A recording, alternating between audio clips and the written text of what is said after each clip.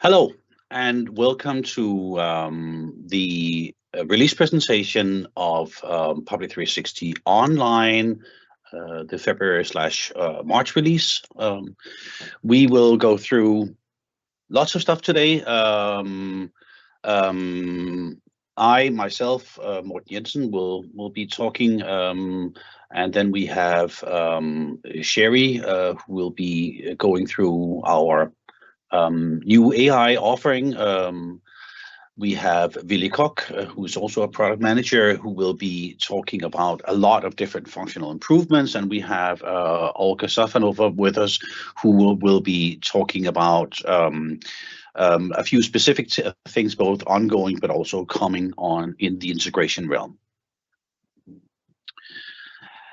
As always, we have a big release. We will present the highlights and what we feel are the most important aspects of this release. We cannot cover everything, so please have a look also at the release information that we share.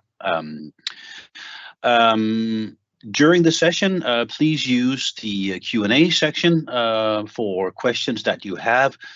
We will try to answer as much as we can during the session, either in writing or for selected questions we might stop, pause, and discuss those further if needed. So those were the housekeeping rules. Now let's get on with the content of this release. Public 360 is still working with the same mission, which is to improve the working life for public servants and daily life for citizens. This is, and underneath this, we have 5 pillars. Many of you will be familiar of you. This will be familiar. This is about proactive decision support, in helping our customers to navigate key areas of work with ease and confidence. It's about automation and transparency that ensure that we have real-time updates to stakeholders, increased efficiency, reducing cost, and improving customer satisfaction. We are talking intuitive design, which is obviously important both from a pure UI perspective, but also that you as a user understand the system and that it's intuitive and simple to use. We are, of course, proud of our long history in Public 360 in the case and document management realm, and we consistently and continuously add new functionality to leverage this insight. And finally, on the sustainable and ethical dimension, we want to ensure both that our customers and that our customers' customers feel that what they offer and what we offer is sustainable and ethical, and especially in this time of AI, that we do things in a responsible way as well. In this release, we will be talking about Autosaver, and we have some updates for Autosaver to share. We will be talking about the Teams integration and the improvements for the same. We will be talking about something called webhooks, and webhooks is a way of establishing integrations with external systems, really important for a lot of our more complex customers. We will be talking about FullFlex UI, the case creation. This is a pilot feature, but we will mention it briefly because it's been a big part of our strategy for a long time. On registered documents, we will be talking about accessible mode, ensuring that our users that need accessibility features have access to the same. We will be talking about the new feature for unlimited file size support, something that many customers have requested, details on access control, as well as some news on distribution. And then we are announcing a completely new module. Sherry will go through this briefly, so I won't steal her thunder. And of course, we have been working with performance and stability. So those are the highlights. And let's get into the first major announcement, which is Public 360 Mimir. And here I will leave it to my colleague Sherry to take it further. Hello. So my name is Sherry Hochbaum, and I work as the support operations manager in Public 360, but I also work as a product manager in the AI department. So over a year ago, we reached out to a lot of our customers and we asked for honest opinions about the 360 help system and how it works for the end users. A big thank you to everyone who responded. The feedback that we received was invaluable for our innovation journey. During the course of this, we did find some key challenges that we wanted to address, the first of which was accessibility. So a lot of our users found it difficult to locate and use the help function. We also found that there were some users that weren't even aware that it existed. They didn't know that help was available in 360 at all. And those that did use it often received relevant information or were unable to find the information that they needed because searching the help text was difficult. And overall, they just had trouble finding what they were looking for. We also know that a lot of customers have their own routines and procedures, and the answers given by the standard 360 help doesn't always align with that because there might be some procedures that are more specific for each organization. And we also know that switching between multiple platforms to get the relevant information necessary for our end users, so getting access to these internal routines and procedures that are stored often in another system, it can be really cumbersome. So these challenges led to many users to contact their registrars and tech support and other internal employees at their organizations instead of resolving these issues independently. And this created a very large tax on these registrars and tech resources who spend a lot of valuable time answering questions instead of being able to attend to the rest of their work tasks. So we believe that generative AI can address these issues by providing more accurate and context-aware responses, by giving easier access to the relevant information, and better alignment with your unique organizational needs. So we're introducing the new kind of 360 help experience where it's designed to make the relevant information for everyday work more efficient and accessible for all users using generative AI.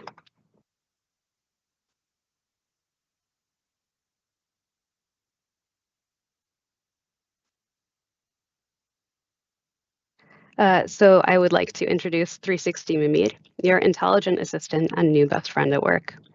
And this marks an exciting paradigm shift in 360, as we're now using this new generative AI technology within the Public 360 software for the first time. This opens the door for many new possibilities in additional functionality, as well as an entirely new user experience. So Mimir currently only answers the question, how should I work in Public 360 for our users, at least for now? And unlike other third-party systems like ChatGPT, this is actually designed for use within the Public 360 environment specifically. And as of today, the first goal of Mimir was to address the issues encountered by our end users. And we wanted to help them get the assistance they needed on their own terms without always having to rely on others.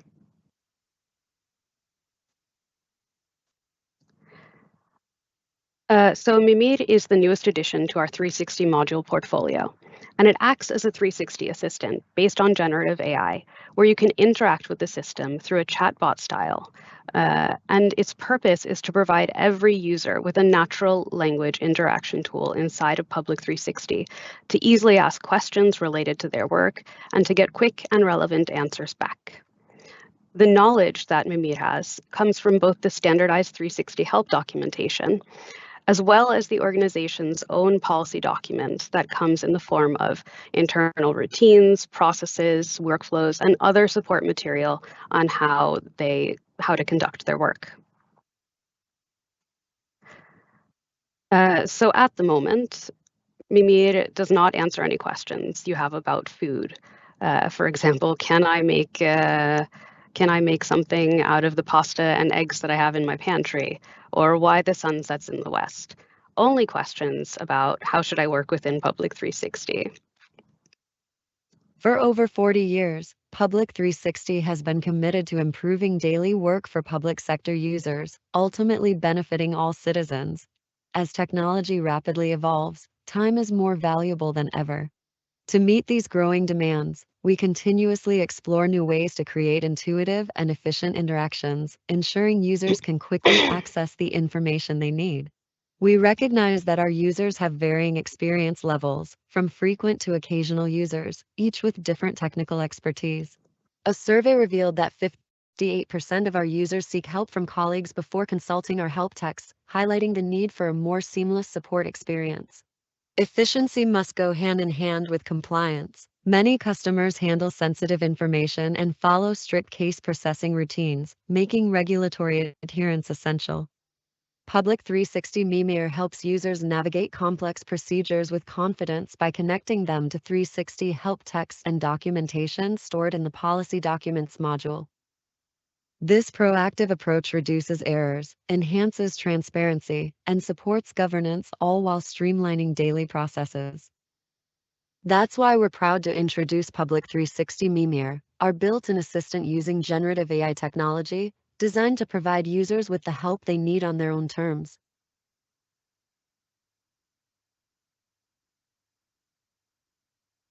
Public 360 Mimir, your intelligent assistant and new best friend at work. Here we're going to show you how easy it is to get started using Mimir. When using Public 360, the icon is conveniently located in the bottom right-hand corner for all users. Clicking on this brings up the window to allow you to interact with Mimir. Once there, you can ask Mimir a question about Public 360 or procedures and routines used by your organization. After submitting your question, Mimir will respond with an answer based off of your organization's relevant routines and the standard Public 360 help texts. By default, the generated answers are listed in a shorter format, so as not to overwhelm the user. By clicking on the paragraph icon, you can toggle back and forth between a more detailed and a shorter answer. Delivering both positive and constructive feedback is easy to do with the thumbs up and thumbs down buttons. Sources used are always listed at the end of Mimir's responses, so that you can easily find more information and see the context of the response. By clicking on the link Sources, it will open in your browser, allowing you to quickly and conveniently find the relevant documentation.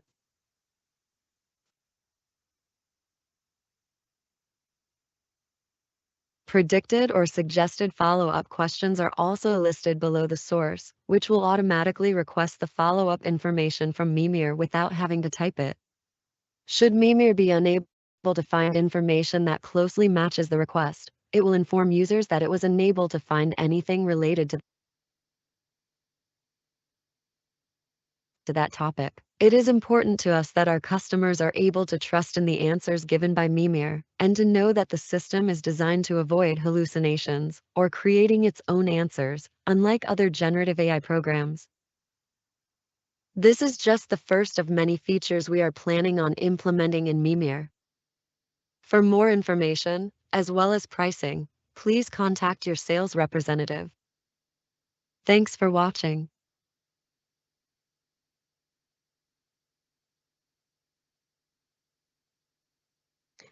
So while naming this new product, we wanted to decide on something that reflects both Public 360 as well as its over 40 years of Nordic heritage, in addition to the intelligent platform which we're building. The name Mimir comes from the Old Norse mythological figure known for his wisdom and knowledge and counsel to Odin. So, what is Mimir? Today, it's an intelligent help chat integrated into 360. It's available 24/7. Mimir doesn't sleep. It's there for your users when they're outside working hours, when someone is on sick leave. And the information is centralized. It's all gathered in one place, so there's no need to switch between different systems and platforms, searching endlessly for the correct documentation. And you can stay entirely within Public 360 to get the answers you need. It provides information both on the 360 products and your own routines, and because of that, supports better process compliance for your organization. It's very user-friendly and has natural language support for asking questions, so it responds like a human, making the information easier to understand. It enhances the overall user experience and makes help accessible to a wider user group, such as infrequent 360 users or users following processes that they might not be accustomed to. And it's tailored for the public sector. This was custom built by us for work in and around 360. It addresses the specific needs in the public sector and it ensures controlled dialogue quality.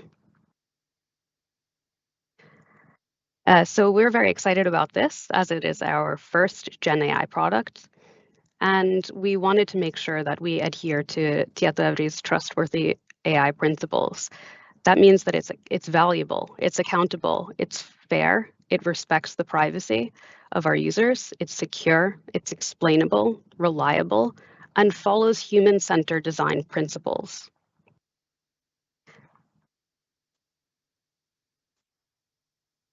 And here is a brief slide that shows what our AI governance framework looks like, connected to our software development and innovation process.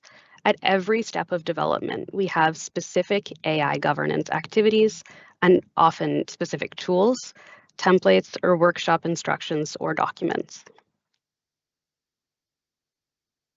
So what we are releasing now in 6.4 is a great first start to Mimir, but we do have really big plans for Mimir moving forward. It'll grow to become a real assistant that not only answers questions that a user might have, but that can also potentially perform tasks for them. I mentioned earlier that we interact with Mimir using our natural written language, and we also envision that it can be possible to search for information stored in 360 in the same way, moving away from keywords or parameter-based search criteria. That it could provide easy to process summaries of large amounts of information for more streamlined and effective work. As we know, many cases and documents often have vast amount of files that are difficult to find what you're looking for. And potentially to give recommendations in the decision process based on the historic data that your organization has available in 360. And by extension, also many more automated system actions. We're maintaining the thought of making Mimir in some form available via mobile access and further customizations when it comes to the different ways that one can potentially interact with Mimir, and where one example could be voice-to-text interactions, which would be of great use and value for a lot of our customers in terms of accessibility. It's important to know that this is not actually the exact roadmap that we're working from, but rather a preview of the path that we're looking at for research and potential development, where we see Mimir could potentially improve the user experience in 360. And these are just some of the ideas that we're exploring. The customer feedback that we get here is crucial, so we would love to hear from you in terms of what do you think of these plans, and how and for what would you like to use Mimir in your organization? I also want to take a moment to recognize our pilot customers who were a major part in forming Mimir and contributed so much valuable feedback into the development process. Without the collaboration between us and the time spent by them, we would not have the product that we have today. So where do we stand with Mimir? Our first pilot phase has officially come to a close. And as I said, we're working on planning and developing further and improved functionality. It's now available for purchase for online public cloud customers, starting from version 6.4. If you're interested, as I said in the video, please contact your sales representative. And now my fantastic colleague, Willie, will go through some of the functional improvements. Sherry? Yeah? There's a few questions from the customers here. Yeah, of course. Customers. First question from Silja. Will Mimir answer your questions in Norwegian or in the language you type? That is a very good question. Yeah, so it is available in the local language. If you ask a question in Norwegian, it will answer the question in Norwegian. If you ask a question in English, it will answer the question in English. Thanks. Second question. Is Mimir standard or do you need to buy it?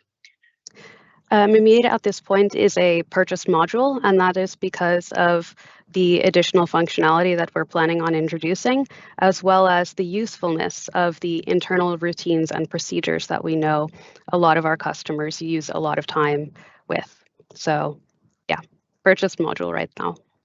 Yeah. Third question, will Mimir automatically be turned on or activated if it's installed? For customers that have purchased the module, we will help our users to configure it and set it up, and then it will be turned on for all users, yeah. Thanks. One more question, actually, from Hanne. Is it possible to decide what other data in 360 Mimir can access besides your policy documents and help documentation? Currently, no. But we are looking at the potential for how we can sync up against third-party systems and yeah, potentially, I guess, other areas of 360. That's not something that we've looked at right now. But if you would contact me after this, I would love to hear more information actually about what you would like from the different areas of 360. Thanks, Sherry. There's actually one more question. I think we can bring that on as well. Will Mimir be available for on-premise users, local installations? That is a very good question. Currently, we're not exploring that possibility due to the fact that the majority of our on-premise customers have security needs, and therefore the market is not so big for customers that can potentially use this that are on-premise. So right now we're exploring this for public cloud customers. I'm not ruling out the potential that it'll someday be available, but it's not on the top of our priority list right now. Thank you, Sherry. That's all. Yeah. All right, great. Then I will hand it over to Willie to discuss the functional improvements coming in 6.4. All right. Thank you. Great overview. Let's see, I'll try to get control over this here. And can I now switch? Yeah. All right, so in addition to creating new AI functionality, we of course have a lot of other existing functionality and improvements that we need to do with every release. And for here, I will, okay, I need to try to get control. Let's try again, Morten. Or if not, just go to next slide, please. Yeah, right. So for our Norwegian customers and municipalities in Norway, where pretty much everyone uses the KS platform for dispatch and document import using the national services, we now support the functionality that KS provides called e-dialog. What that does is to enable citizen dialogue directly with the citizen when they have received documents that have been dispatched with the Svar Ut channel.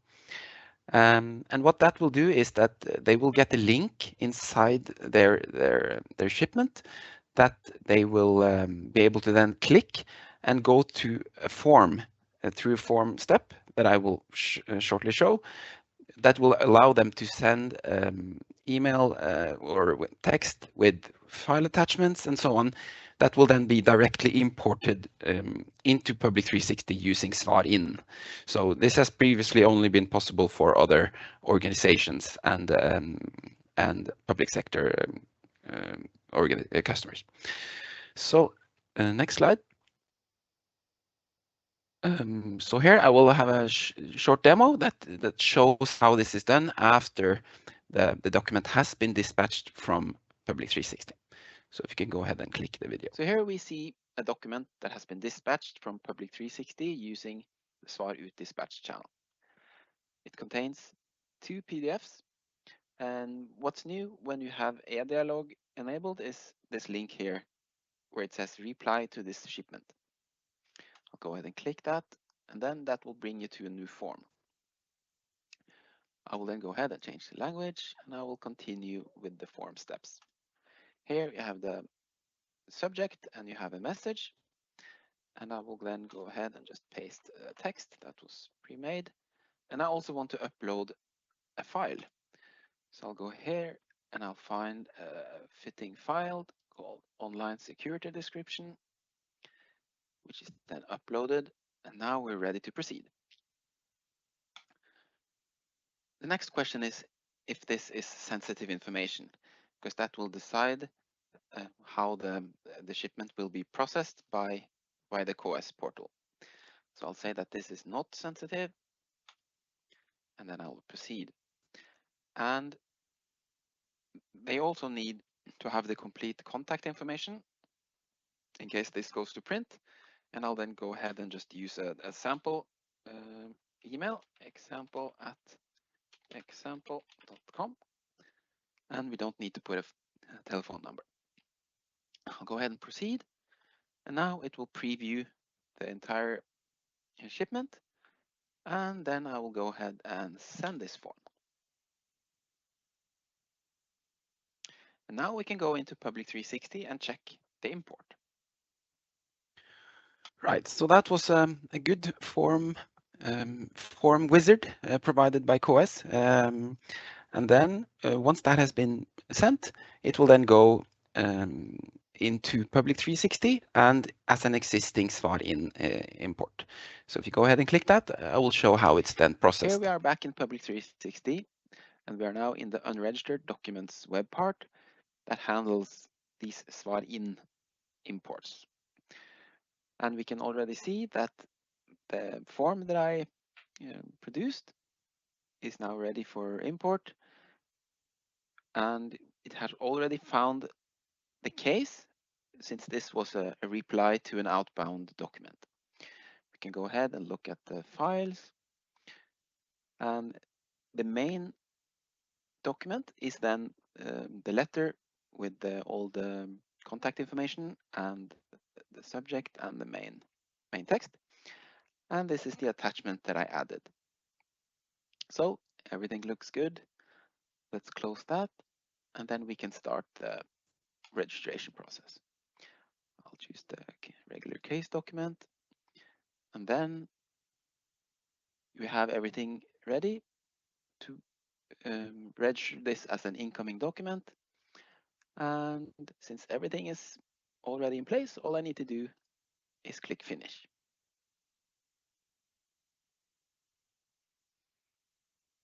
And that's it. Right, so this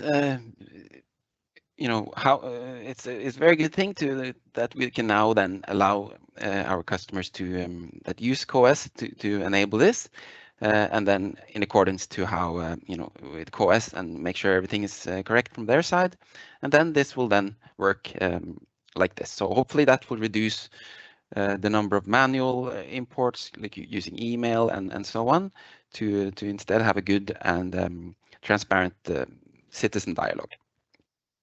So next slide, please. Another much sought after functional improvement that has actually taken quite a while to do in the entire 360 platform is that we now support uploading files to existing documents in another way that supports what we call really large files, which means pretty much files larger than 2 gigabytes in size. I mean, it can, if you want to upload a 10 gigabyte video, you can now with this new function.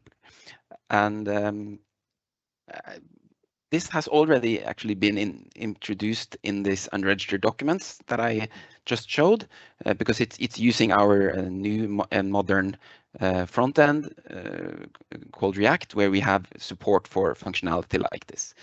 So technically, it uploads the file in smaller pieces instead of trying to upload it in one single file, which is the best practice on how you upload files.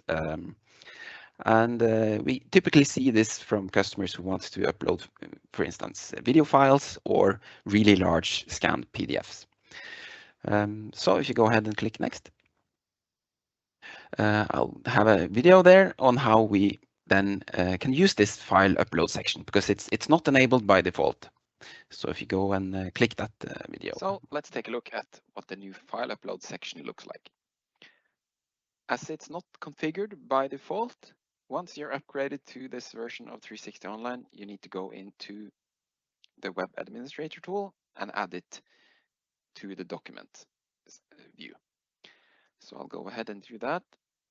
I'll open the Administrator tool, click Configuration, and then I will go to Detail Views and Document tab, and then onto the case document.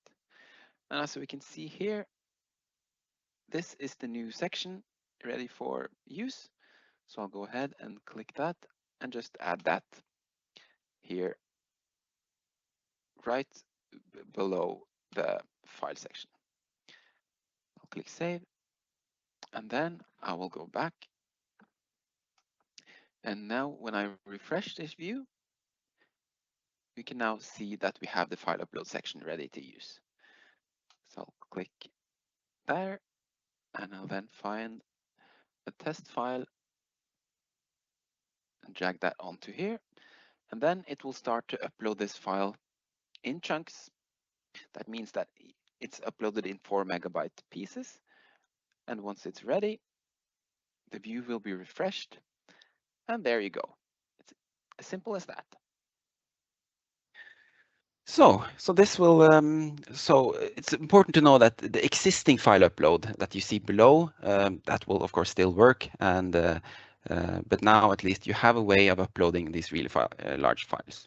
But we did some analysis of and did statistics on the files that we have stored for some of our online customers, and we can still see that up to 97–98% of all files stored in 360 Online are less than 5 megabytes. So I would say that this is pretty well covered now to support any future needs of really large files, and definitely the best way to upload files. So go ahead, next slide. Another functionality we have introduced, because we have customers who has a need to, once a case has been marked as closed, typically we see that for a certain time period there are changes done to the documents, maybe for quality control and so on. But then given a certain time period, we now support changing that status to another closed status, like a final closed status, which means that by configuring these new settings for case type and how long this grace period should be, typically 7 days, for instance, and then what the final case status will be, then it will automatically change to that final closed case status. That typically then will be configured by consultants to have a more restrictive access matrix, because once you have 7–10 days, then you should not do any more changes, and it's then ready for final archiving and will then be limited with access. So this has been a need from some customers, so we have now introduced this, and of course it has to be configured for it to be enabled. So, but that's well covered now in the help text. Next slide. We also have a lot of our customers using the unregistered contacts, both on case and document level, and for technical reasons that we're also actually working on improving in other parts of our search is that in order to search for these unregistered contacts, we have a separate search view. And this has now been extended to also support searching for these contacts directly connected to the case. And that's especially a need. We know that especially many customers in Sweden use unregistered contacts. So this will then allow them to easily find and retrieve cases with these contacts registered. So a nice, small but very useful functional change. Next slide. And in the same segment that we also have in the Public 360 Swedish installation, we have functionality enabled called Public Read, which allows you to have a connection between the access code and certain users called Public Read users, where they will have limited access to public parts of the case or document. And now with this functional change, we now support setting a restricted access code on the file directly, which will then trigger functionality that means that only if it contains a public variant, meaning a screened variant of the file, it will be allowed to be downloaded. We know that many customers using this in Sweden has requested this, so now we have it, and hopefully it will allow for more fine-grained control over these public read cases and documents. Next slide. And we are now also introducing support for something that many people don't use or have any knowledge about, but it's support for SCIM, which is a way of synchronizing users into Public 360 with standard components. And we now have support for the first solution that uses this as their identity management system. It's called Omada.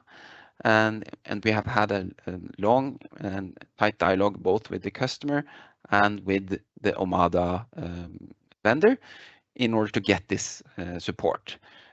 And for those interested, there's a link here where you can go and see which different vendors that support it. And this will, of course, come in addition to our existing tools for synchronizing users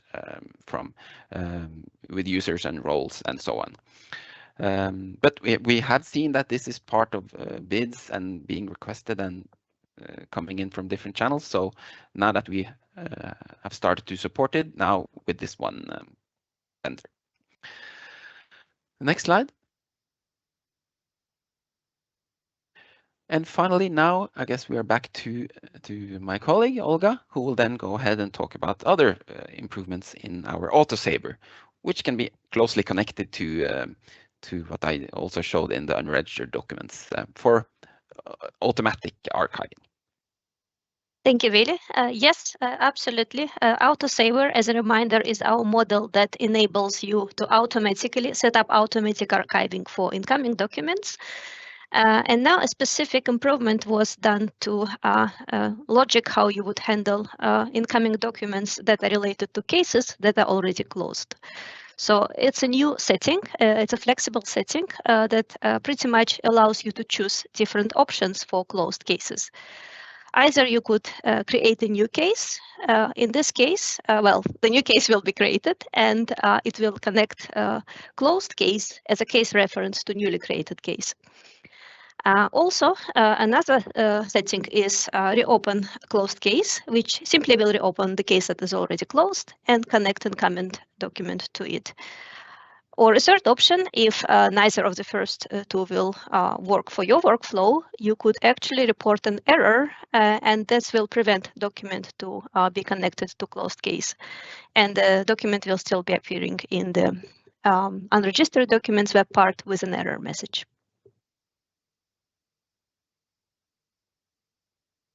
I think back to Morten now. Thank you, Olga. Yeah, briefly, and then we will return it to Olga. So this concludes our section for new modules and new officially released functionality in Public 360 Online and version 6.4. But as we are moving in sort of closer release cycles, this also means that we have a lot of ongoing work, much of which is now getting ready to pilot or being piloted with our customers. So we will now go through a section on things that are not in the system for everyone, but that will be relatively soon, and I suppose show what's actually happening inside the software factory and what you can expect of the system in a very near future. And the first of these is actually an extension of our already very popular integration with Microsoft Teams. And Olga, will you run us through this session? Absolutely. Thank you, Martin. So yes, archive in the natural flow of work from directly from Microsoft Teams is a new functionality, or it's a kind of extension of existing functionalities that we are currently looking at. And there are three, you could say, major components that you can archive from Microsoft Teams: files or folders, chats, and meetings themselves. And you also can set up it in a flexible way, depending on how exactly you would need it for your workflows, for your specific needs. And if you go to the next slide, we can kind of have a look a little bit more what this flexibility means. So first of all, of course, you get configure how you would want to archive files or folders per channel or per folder as well. You have three options. Either you could archive all documents, all files as a single document, each file as a separate document, or each folder as a separate document. When it comes to chats, there is also flexibility involved. So, for example, you can archive complete chat or partial conversations. You can include metadata and shared documents. And you can also, when you're archiving, you can select and filter by date or time or participants. And moreover, you can save chats to new cases or existing cases. Another component that is we are able to archive into Public 360 is actually meetings, and it goes from request of the meeting and details, who have been invited, what attachment has been added to the meetings, what is the content of the meeting invite.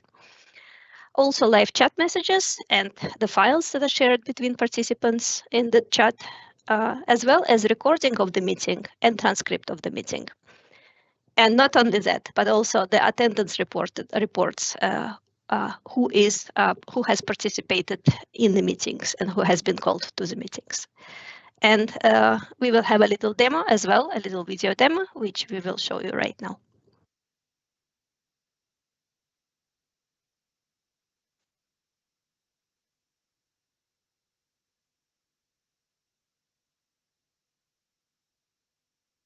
We are extending our popular integration with Microsoft Teams to cover also the archiving of chats between two or more participants. The integration will be available to be added as a tab to a chat conversation. When navigating to the tab, you will see the content of the chat in a table format.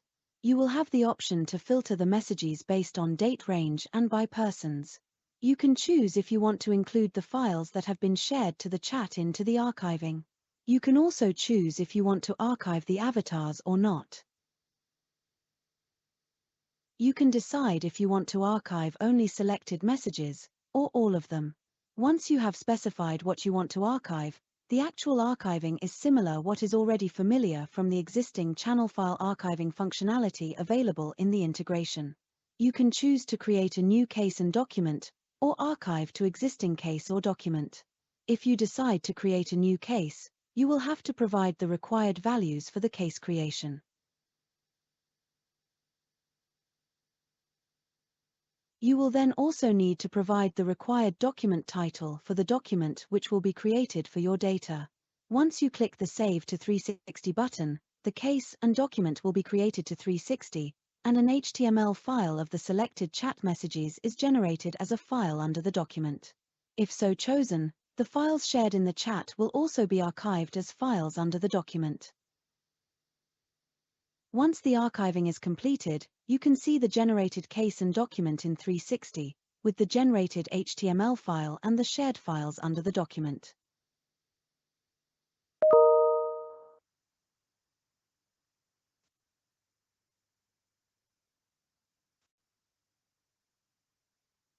I think that concluded the demo for Teams.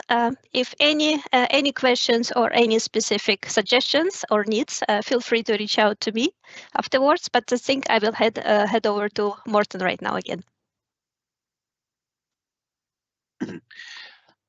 Thank you, Olga.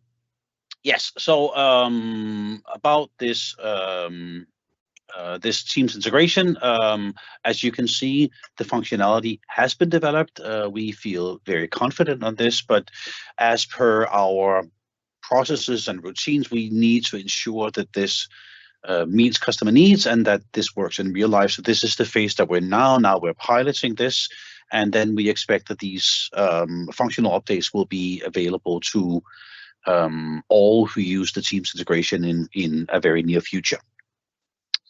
Next item I just briefly want to talk about is what we have been labeling full-flex UI. And full-flex UI is basically a way of allowing a completely new flexibility on how you configure the user interface. And what we are releasing in pilot now for a few select customers is the new case creation wizard, as well as the configuration pane. This is how the main configuration looks like. So this is how you actually generate or generate the user interface for cases.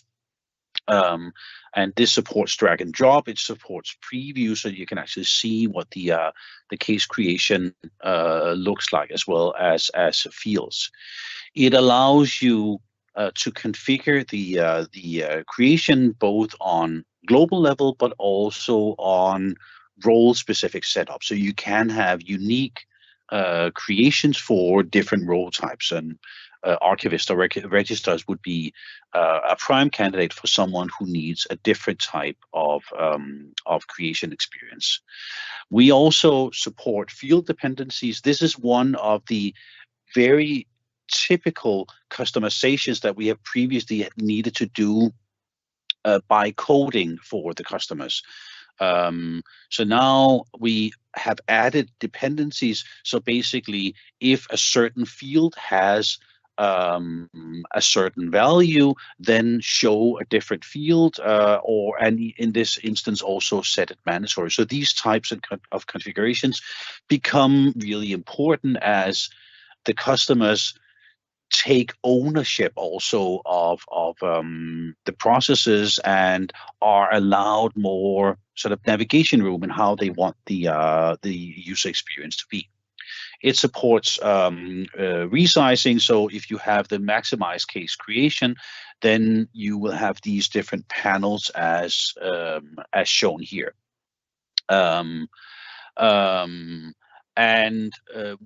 The whole purpose of this is to provide better data quality and less time spent in creating cases. So this is also things like, for instance, customer or user or segment specific pop-ups and sections and tooltips, etc. So this is what is now being piloted, and again, we expect that this will be officially released very soon.